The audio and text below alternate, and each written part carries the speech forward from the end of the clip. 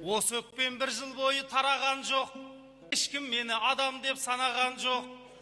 Көпеніңде қыстырмай көтеніне бір адам көңіліме қараған жоқ. Жүрсінсіз көрген күнім құрық балсын, әй жезде ешкім сендей болаған жоқ.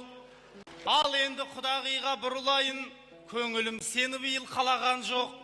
Алдап сулап қызымды алды дағы, мен байғұс қалың малда санағам жоқ.